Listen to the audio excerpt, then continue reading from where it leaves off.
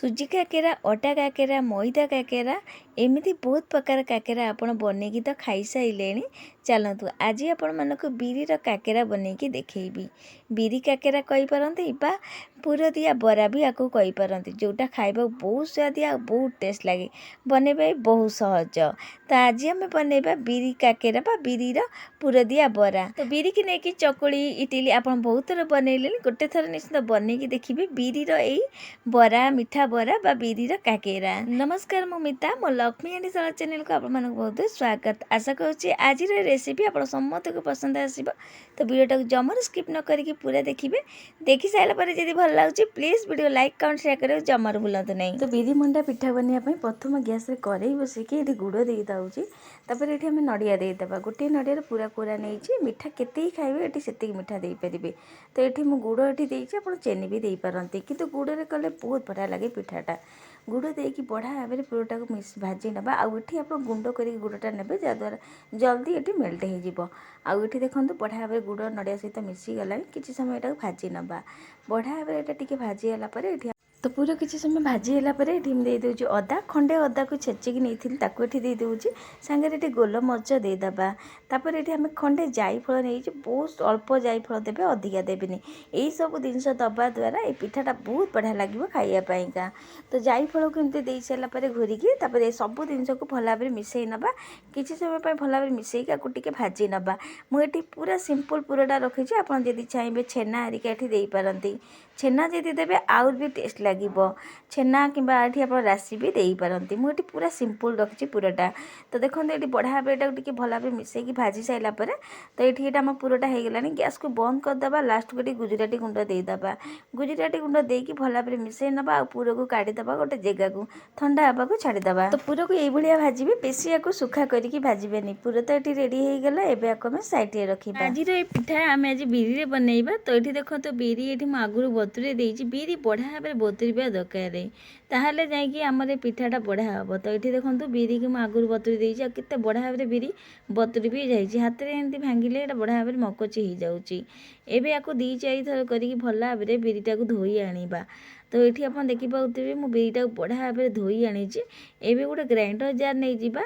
ତ ଗ୍ରାଇଣ୍ଡର ଜାର୍ରେ ଏବେ ସବୁଯାକ ବିରିକି ଦେବା। ତ ଅଧା ବିରିକି ଏଇଠି ମାନେ 2 ଥର କରି ବାଟିବି, କାହିଁକିନା ବିରି ଅଧିକା ଅଛି। ଏକାବେଳେ ଆକୁ ବାଟିବେନି, କାହିଁକିନା ଏକାବେଳେ ବାଟିଲେ ପାଣି ବି ଲାଗିପାରେ। ତ ଆକୁ ଆମକୁ କାଠୁଆ କାଠୁଆ ବାଟିବାର ଅଛି। ତ ଆକୁ ମୁଁ ଦେଖିପାରୁଥିବେ ବିରି ଅଧା ଏଠି ଦେଇ ସାରିଲା ପରେ ଏଠି ଅଳ୍ପ ପାଣି ଦେବେ, ବେଶୀ ପାଣି ଦେବା ଦରକାର ନାହିଁ। ଏଇ କପ୍ରେ ମୁଁ ଏଠି ମାନେ 2 କପ୍ ତାର ଅଧେ ନେଇଛି, 2.5 କପ୍ ଏଠି ମୁଁ ବିରି ନେଇଛି। ତ ବିରି ଏଠି ଦେଖିପାରୁଥିବେ ଦେଇ ସାରିଲା ପରେ ଅଳ୍ପ ପାଣି ଦେଇକି ଏବେ ଆକୁ ଚିକଣ କରିକି ବାଟିବା। ତ ଏଠି ଦେଖନ୍ତୁ ଏଇଭଳିଆ ଆକୁ ବାଟିବେ, ବେଶୀ ଆକୁ ପାଣିଆ କରିବେନି। ଏଠି ଆମକୁ ଏ ବିରି ବଟା ଟିକେ କାଠୁଆ ଦରକାର।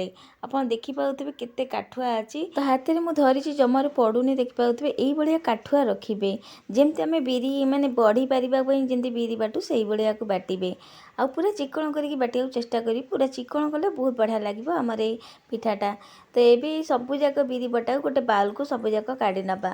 ସବୁଯାକ କାଢ଼ି ସାରିଲା ପରେ ସେ ସେମ୍ ପ୍ରୋସେସ୍ରେ ବାକି ବିରି ଯେଉଁ ଅଛି ତାକୁ ବି ଏଠି ବାଟିକି ରେଡ଼ି କରିନେବା। ତ ଏଠି ଆପଣ ଦେଖିପାରୁଥିବେ ସବୁଯାକ ବିରିକି ଏଠି ମୁଁ ବାଟି ଦେଇଛି। ସବୁଯାକ ବାଟି ସାରିଲା ପରେ ବାଉଲକୁ ସବୁଯାକ କାଢ଼ି ସାରିଛି। ଏବେ ଏଥିରେ ଆମେ କିଛି ମସଲା ଦେବା। ତ ପ୍ରଥମେ ଏଥିରେ ଦେଇଦେଉଛି ଗୁଜୁରାତି ଗୁଣ୍ଡ ହାଫ୍ ଚାମଚ, ଗୋଲମରିଚ ଗୁଣ୍ଡ ହାଫ୍ ଚାମଚ, ସ୍ୱାଦ ଅନୁସାରେ ଲୁଣ। ଏଠି ଆପଣ ଅଦା ବି ଦେଇପାରନ୍ତି। ତ ଭଲ ଭାବରେ ଏଗୁଡ଼ା ଫେଣ୍ଟି ନେବା। ହାତରେ ହେଉ କିମ୍ବା ଚାମଚ କିମ୍ବା ଏଇଭଳି ବିସ୍କୁଟ୍ ସାହାଯ୍ୟରେ ଆକୁ ଭଲ ଭାବରେ ଫେଣ୍ଟି ନେବେ। ଯେତେ ଭଲ ଭାବରେ ଆକୁ ଫେଣେଇବେ ସେତେ ବଢ଼ିଆ ହେବ ଆମ ପିଠାଟା। ତ ଏଠି ମୁଁ ବ୍ୟାଟରଟାକୁ ବଢ଼ିଆ ଭାବରେ ଫେଣେଇ ସାରିଛି, ଫେଣ୍ଟି ଦେଇଛି। ଆଉ ଏଠି ଆପଣଙ୍କୁ ଚେକ୍ କରିକି ଦେଖାଉଛି ବ୍ୟାଟରଟା ଭଲ ଭାବରେ ଫେଣେଇ ହେଇଛି କି ନାହିଁ। ଟିକେ ନାକୁ ଏମିତି ପାଣିରେ କପ୍ ରଖିକି ଦେଖିପାରୁଥିବେ, ପାଣିରେ ଏମିତି ପକେଇକି ଦେଖିବେ। ଯଦି ଉପରକୁ ଭାସି ଉଠୁଛି ତାହେଲେ ଜାଣିବେ ଏଠି ଆମର ବ୍ୟାଟରଟା ବଢ଼ିଆ ଭାବରେ ଫେଣେଇ ହେଇସାରିଛି। ତ ଆଉ ଗୋଟେ କଥା, ଯଦି ବିରି ବାଟିଲା ବେଳେ ଅଧିକା ପାଣି ଦେଇକି ବାଟି ଦେଇଛନ୍ତି ତାହେଲେ ଏଠି ଆପଣ ଚାଉଳ ଚୁନା ଆଉ କିମ୍ବା ସୁଜି ସେଇ ଟାଇମ୍ରେ ଦେଇପାରନ୍ତି। କିନ୍ତୁ ବିରିଟାକୁ ଟିକେ ଚେଷ୍ଟା କରନ୍ତୁ କାଠୁଆ କାଠୁଆ ବାଟିବା ପାଇଁ, ଯାହାଦ୍ୱାରା ଏଠି ଆପଣଙ୍କୁ ସୁଜି ବା ଚାଉଳ ଗୁଣ୍ଡ ଦେବାକୁ ପଡ଼ିବନି। ତ ଏଇ ବ୍ୟାଟରଟା ଏଠି ଆମର ବଢ଼ିଆ ଭାବରେ ଫେଣ୍ଟି ସାରିଛି। ଏବେ ଆକୁ ଆମେ ଘୋରେଇକି କିଛି ସମୟ ପାଇଁ ରେଷ୍ଟରେ ଛାଡ଼ିବା, ଯାହାଦ୍ୱାରା ଏଇ ବିରି ବ୍ୟାଟରଟା ଆମର ଟିକେ ଫୁଲିଯିବ। ସେପର୍ଯ୍ୟନ୍ତ ଦେଖିପାରୁଥିବେ ପୁର ଏଠି ବଢ଼ିଆ ଭାବରେ ଥଣ୍ଡା ହେଇସାରିଛି। ଆଉ ଏବେ ଆମେ ଏ ପୁରଟାକୁ ହାତରେ ଏମିତି ନେବା, ଅଳ୍ପ ଏମିତି ନେଇକି ଆକୁ ଏମିତି ମୁଠା କରିବା। ତ ଯେଉଁ ସାଇଜ୍ର ଆପଣଙ୍କୁ ପିଠାଟା ଦରକାର ସେଇ ସାଇଜ୍ରେ ଏଠି ଆପଣ ଏଠି ଗୁଳା କରିନେବେ ଏଇ ପୁରର। ତ ହାତରେ ଏମିତି ମୁଠା କରିକି ଚାପି ଚାପି ଆକୁ ଏମିତି ଗୁଳା କରିନେବା। ଆଉ ଏଠି ଦେଖନ୍ତୁ ଗୋଟେ ନଡ଼ୁ ଆମର ଏଠି ରେଡ଼ି ହେଇଗଲା। ସେମ୍ ପ୍ରୋସେସ୍ରେ ଆଉ ଏଠି କରିନେବା। ସବୁଯାକ କରିକି ଏଠି ରଖିନେବା।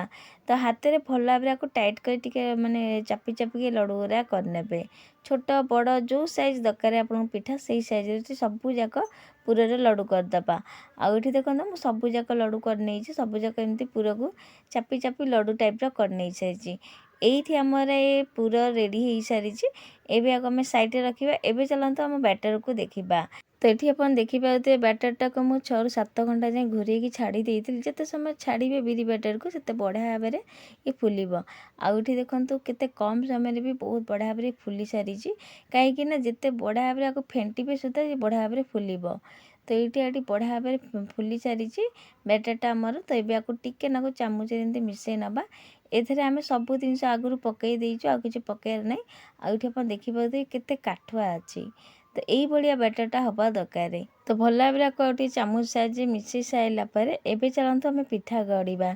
ତ ତା ପାଇଁକା ଦେଖନ୍ତୁ ଗିନାରେ ଏଠି ଗୋଟେ ପାଣି ନେଇଯାଇଛି ମୁଁ। ହାତକୁ 2 ହାତକୁ ଟିକେ ଓଦା କରିନେବା। ହାତରେ କିମ୍ବା ଆପଣ ଯାକେ ଯେ ଜରି ଥିବ ଜରିରେ ବି ଆକୁ ପକାଇ ପାରିବେ। ତ ହାତ ପାପୁଲି ସାହାଯ୍ୟରେ ଏମିତି ଅଳ୍ପ ବ୍ୟାଟରଟାକୁ ଏମିତି ରଖିବା। ଆଉ ଯେଉଁ ଆମେ ନଡ଼ିଆ ପୁରରେ ଯେଉଁ ଲଡ଼ୁ କରିଥିଲୁ ଦେଇଦେବା ତା ମଝିରେ, ତା ଉପରେ ପୁଣି ଥରେ ଏଠି ଅଳ୍ପ ବ୍ୟାଟର ଏଠି ଦେଇଦେବା। ତ ଯେମିତି ମୁଁ କହିଲି ଆପଣ ଏଠି ଛୋଟ ବଡ଼ ଯେଉଁ ସାଇଜ୍ରେ ଚାହିଁବେ କରିପାରିବେ।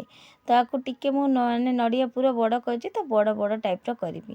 ତ ପୁଣି ତ ତା ଉପରେ ଅଳ୍ପ ସେଦୁଅ ଏଠି ଦେଇ ସାରିଲା ପରେ ସବୁଆଡ଼ୁ ଏମିତି ବଢ଼ିଆ ଭାବରେ ଗୋଲ କରିନେବା, ସାଇଜ୍ କରିନେବା। ପାଣି ହାତ ମାରିକି ସାଇଜ୍ କରିନେବେ। ଦେଖନ୍ତୁ ବଢ଼ିଆ ଭାବରେ ଏମିତି ଗୁଳା କରିନେବା, ହାତରେ ଉଠାଇ ନେବା। ଏ ଆରାମସେ ଉଠିଯିବ ଓଦା ହାତ ହେଇକି କରିବେ। ଦେଖନ୍ତୁ ଗୋଟେ ହେଇଗଲା। ମୁଁ ଆଗରୁ ତେଲ କରେଇ ବସେଇକି 2ଟା ଏଠି ଦେଇଥିଲି ପିଠା। ଦେଖନ୍ତୁ କେତେ ବଢ଼ିଆ କଲର୍ ବି ଆଇଛି, ଲଉଟେଇ ଦେଇଛି। ଏବେ ଦେଖନ୍ତୁ ଆଉ ଗୋଟେ ଏଠି ମୁଁ ଦେଇଛି। ଦେଇ ସାରିଲା ପରେ ଆକୁ ଏମିତି ଉପରେ ତେଲ ଦେଉଥିବେ, ଅଳ୍ପ ଅଳ୍ପ ତେଲ ଦେଉଥିବେ, ଯାହାଦ୍ୱାରା ତା ଉପରଟା ବି ବଢ଼ିଆ ଭାବରେ ହେବ। ତ ତେଲ ଭଲ ଭାବରେ ତାତିବା ଦରକାର। ଭଲ ଭାବରେ ତାତି ଯାଇଥିଲେ ତାପରେ ଗୋଟେ ଗୋଟେ କରିକି ଏମିତି ଦେବେ, ଗଢ଼ିକି ଏମିତି ଗୋଟେ ଗୋଟେ ଦେଉଥିବେ। ତା ଉପରେ ଏମିତି ଅଳ୍ପ ଅଳ୍ପ ତେଲ ଦେଉଥିବେ। ତ ଗୋଟେ ସାଇଡ଼୍ ବଢ଼ିଆ ଭାବରେ ହେଲା ପରେ ପୁଣି ତାକୁ ଲଉଟେଇବେ। ଲୋ ଟୁ ମିଡ଼ିୟମ୍ ଫ୍ଲେମ୍ରେ ରଖିକି ପିଠା ଗୁଡ଼ାକ ଛାଣିବେ। ତ ଏଠି ଆପଣ ଦେଖିପାରୁଥିବେ କେତେ ସୁନ୍ଦର ଇଏ ଦେଖାଯାଉଛି। ଆଉ ଖାଇବାରେ ବହୁତ ଟେଷ୍ଟ ଲାଗେ। ଆପଣ କାକେରା ସୁଜି ଅଟା ମଇଦାର କାକେରା ଖାଇଥିବେ, କିନ୍ତୁ ଏ ବିରିର ଏଇ କାକେରା ଖାଇକି ଦେଖିବେ, ବିରି ମଣ୍ଡା କାକେରା ବହୁତ ଟେଷ୍ଟ ଲାଗେ ଖାଇବା ପାଇଁକା। ଆଉ ଏଠି ଦେଖନ୍ତୁ ବିନା ଖାଇବା ସୋଡ଼ା ବିରିରେ ହେଇଛି। ତ ଏମିତି ବିରିରେ ଆମେ କରୁଛୁ ବହୁତ ନରମ ରହିବ। ତ ଏଠି ଦେଖନ୍ତୁ ଗୋଟେ ଭାରି ଏଠି ହେଇଗଲା। ତ ସେ ସେମ୍ ପ୍ରୋସେସ୍ରେ ଆଉ ଗୋଟେ ଏଠି ପକାଇକି ଦେଖାଉଛନ୍ତି। ବ୍ୟାଟରରେ ବି ଏମିତି ପୁରା ଦେଇଦେବେ ସେଇ ନଡ଼ୁଟା, ଯେଉଁ ନଡ଼ିଆ ନଡ଼ୁ ଦେଇକି ହାତରେ ଏମିତି ମିଶାଇକି ଯେମିତି ଆମେ ଆଳୁଚପ ଗୋଳଉ ସେଇଭଳି ଆପଣ ଏମିତି ଧୀରେ ଧୀରେ ତାକୁ ତେଲରେ ଛାଡ଼ି ପାରିବେ। ଯଦି ହାତ ପାପୁଲି ନ ରଖିକି କରିବେ ତାହେଲେ ଏମିତି ଡାଇରେକ୍ଟ ବ୍ୟାଟରରେ ଦେଇକି ବି ଏମିତି କରିପାରିବେ। ତ ଆପଣଙ୍କ ଉପରେ ଡିପେଣ୍ଡ କରୁଛି ଆପଣ ଛୋଟ ବଡ଼ କେଉଁ ସାଇଜ୍ରେ ପିଠା ଦରକାର ସେଇ ସାଇଜ୍ ଏଠି ପକାଇ ନେବେ। ତ ପୁଣି ଥରେ ଏଠି ଦେଖନ୍ତୁ ଦେଇଛି। ଦେଇ ସାରିଲା ପରେ ତା ଉପରେ ଏମିତି ତେଲ ଅଳ୍ପ ଅଳ୍ପ ଦେଉଥିବେ, ଯେମିତି ବଢ଼ିଆ ଭାବରେ ଉପରଟା ସେକି ହେବ। ଗୋଟେ ପଟ ହେଲା ପରେ ଆପେ ଆପେ ଉପରକୁ ଉଠିଯାଏ। ତ ମୁଁ ଏଠି ଛୋଟ କରେଇ ନେଇଥିଲି, ସେଥିପାଇଁ ଏଠି 2ଟା 3ଟା ପକାଇକି କରୁଛି। ଯଦି ବଡ଼ କରେଇ ନେଇଛନ୍ତି ଆପଣ ଅଧିକା ଦେଇପାରନ୍ତି। ତ ଏଠି ଦେଖନ୍ତୁ ପୁଣି ଥରେ ଏଇଠି ଗୋଟେ ଭାରି ପିଠା ଏଠି ଆମର ହେଇଗଲାଣି। ଆଉ କେତେ ସୁନ୍ଦର ଦେଖାଯାଉ ଦେଖିପାରୁଥିବେ। ଏମିତିଆ ଛୋଟ ଛୋଟ ବି ଆପଣ ପକାଇ ପାରିବେ। ତ ମୁଁ ଛୋଟ ବଡ଼ ମିଶାଇକି ବି ପକାଇଥିଲି। ତ ଆପଣ ଛୋଟ ବଡ଼ ଯେଉଁ ସାଇଜ୍ ଦରକାର ସେଇ ସାଇଜ୍ ସବୁଯାକ ପିଠାକୁ ଏମିତି କରିନେବା। ତ ଲୋ ଟୁ ମିଡ଼ିୟମ୍ ଫ୍ଲେମ୍ରେ ରଖି ଏପଟ ସେପଟ କରି ଛାଣି ନେବେ।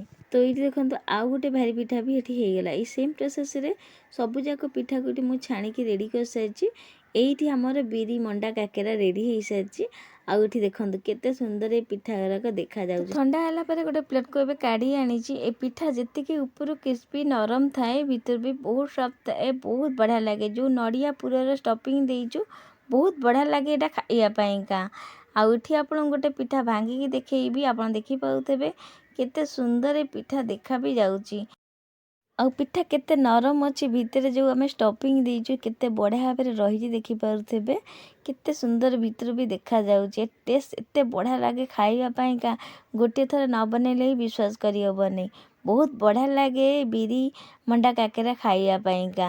ତ ଆପଣମାନେ ସୁଜି କାକେରା, ଅଟା କାକେରା, ମଇଦା କାକେରା ତ ବହୁତ ଥର ବନେଇଲେଣି, କିନ୍ତୁ ଗୋଟେ ଥର ବନେଇକି ଦେଖନ୍ତୁ ବିରିରେ ଏଇ କାକେରା ବହୁତ ବଢ଼ିଆ ଲାଗେ ଖାଇବା ପାଇଁକା।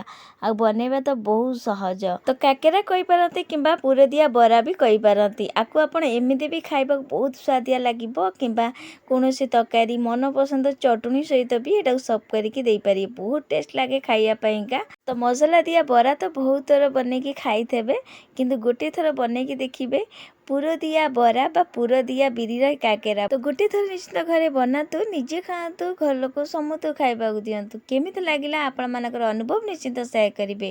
ମୁଁ ପୁଣି ଆଉ ଗୋଟେ ନୂଆ ରେସିପି ନେଇ ଆସିବି। ଆଜି ପାଇଁକା ରହୁଛି। ଜୟ ଜଗନ୍ନାଥ।